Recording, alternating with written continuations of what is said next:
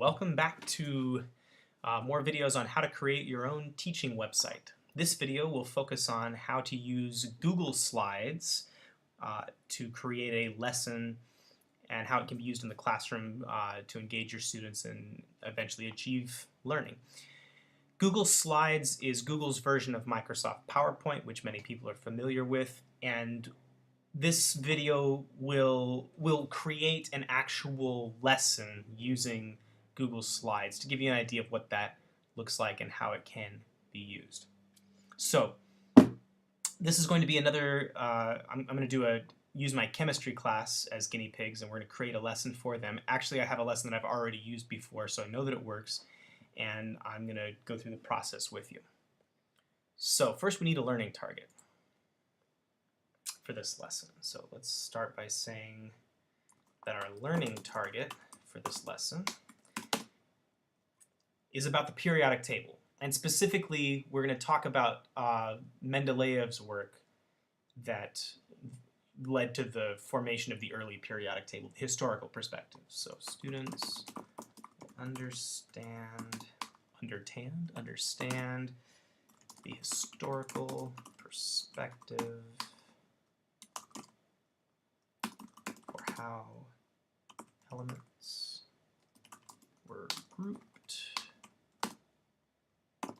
on the periodic table. We also want them to have some sort of artifact that they produce that proves whether or not they learned anything, and so our artifact for this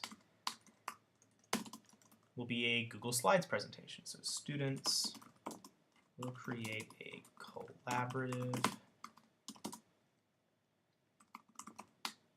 Google Slide presentation where they organize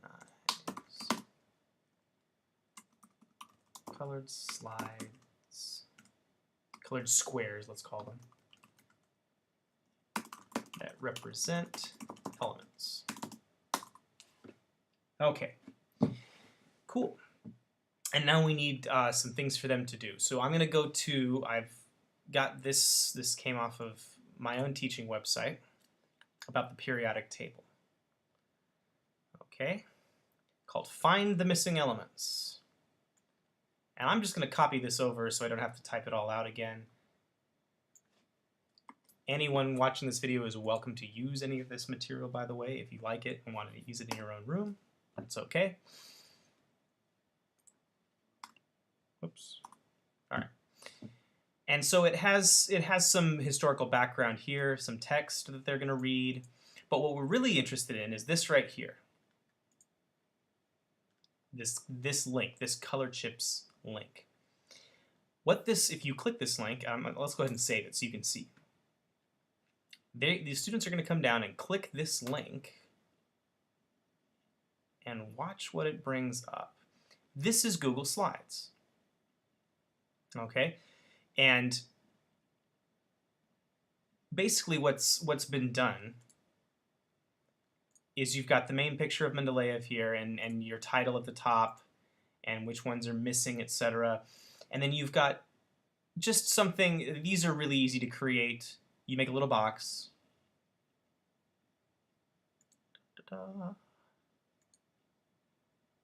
Make a little box right here and you fill it in with a certain color. And we just made a bunch of them and filled them in different colors. And because they're photos, they can be moved. Or because they're little pictures, they can be moved.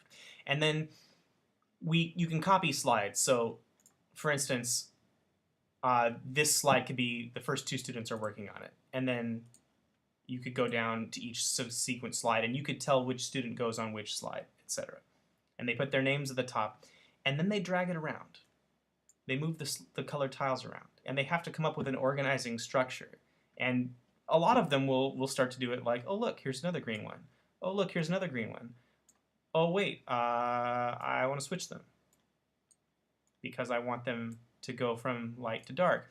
And you start to see this organizing scheme come out of it. I'm going to replace all these so that they go back where they were. and they have to make choices for why each tile goes where it goes. And usually when this activity is done, you get some similarities, but not many of the different slides look exactly the same. So no two student groups tend to come up with the same exact periodic table representation. Okay, so that's here. That's the activity. And when we go back, there are some lab questions about the periodic table.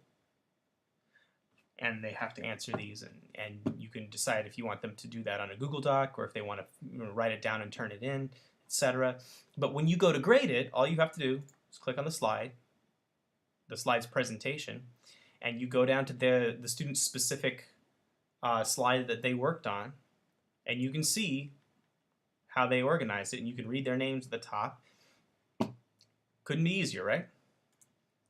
Now, if you want this to show up, I'm going to go ahead and do this as well. So periodic table. So in my drive, this was done. I have this under 646. This is,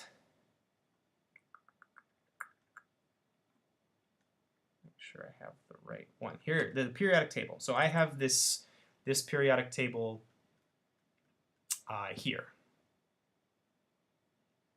All right. That's where I have this stored, under 646.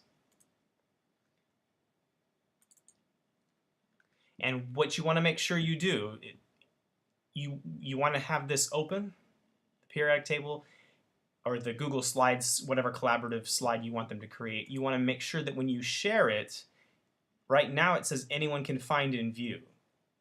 If you want them to be able to actually go through it and type on it, you need to make sure anyone with the link can edit. Otherwise, the students will not be able to alter what is on there. So if you click Can Edit, then the students can manipulate that periodic table page. That's important. All right.